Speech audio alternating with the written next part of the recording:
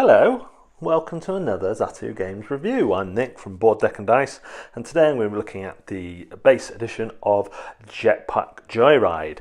In the game you're going to get loads of little corridor cards, and these are double-sided and they're different on each side. Not only that, but they're different to each other number of the same type. So everyone's going to take 1 to 4, line them up, and then one player will deal 3 missions out.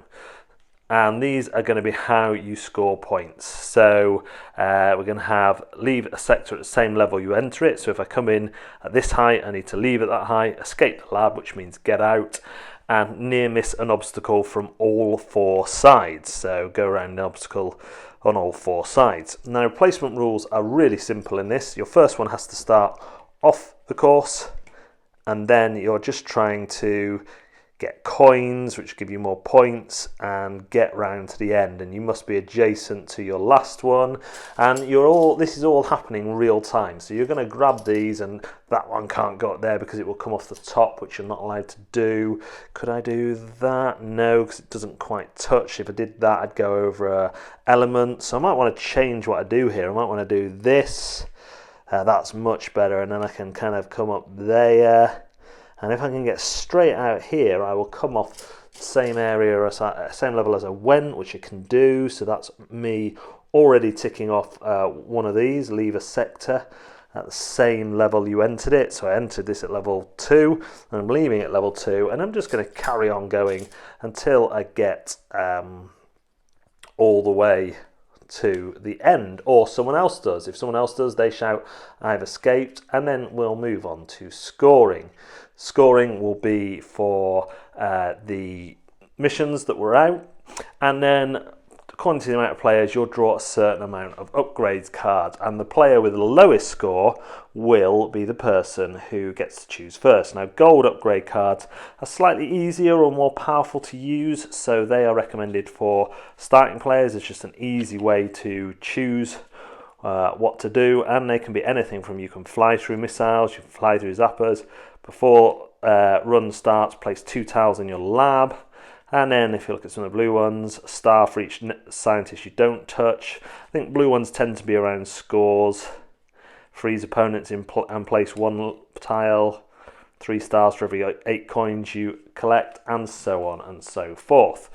Once you have done 1 round, you will do another round, and you do that by passing all of your map tiles onto the person on the right or left, as long as you all do it the same way.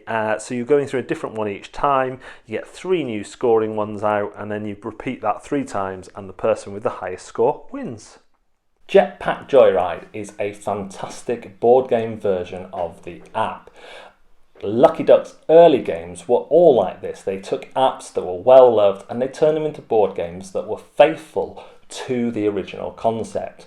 Now, some people don't like real-time games, but in this case I don't see how anything else could have been done. The Jetpack Joyride app is a race against the screen. You're trying to get as far as you can as you're getting chased more and more, and the screen's getting faster, and there are more and more what are called? Not targets, obstacles in the way. And this does an absolutely brilliant job of capturing that. If you don't like real-time games, I'm not sure it does loads to convince you, but there are some nice touches, like you can remove bits from your board and put them back in the middle. Of course, sometimes you will come to, because you're only taking 1 piece at a time, you'll come to the end knowing that there is a perfect piece because you've used it 5 times, and they've all gone from the middle because everyone else is taking it as well. So people who are fast at shape recognition, at seeing patterns, are probably going to win a lot of the time, but there are some nice catch-up mechanics, like the player in last place getting to choose from the gadgets first. The gadgets add a bit of fun and variety, as well as endgame scoring or end-round scoring, and rule-breaking powers that are great. Being able to go through missiles is fantastic. The missions themselves that give you the scoring opportunities are not only varied, but again they stick to the flavour and theme of the app, where you would get bonus stars for rubbing your head along the ceiling or high-fiving scientists, and this is all recreated really well. Jetpack Joyride smacks of a board game that did a little bit extra than it needed to do. When you have your 4 corridor pieces out, you pass them along, and all those corridor pieces are unique. All the ones are different on the back and the front, and all the ones are different, so you've got so much variety baked into this base version.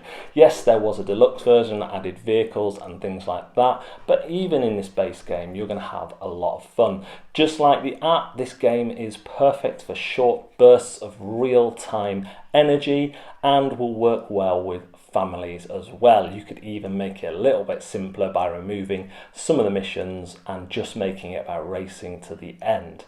There is a lot to like here.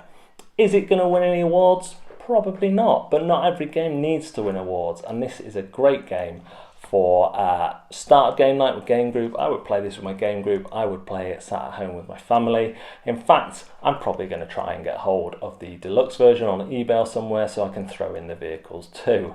Thanks very much for watching. If you've enjoyed this video, please like it, subscribe to our YouTube channel, and we are active on Instagram, Twitter and Facebook, and we do weekly live videos on Facebook too, so do come and join us there. Thanks now. Bye.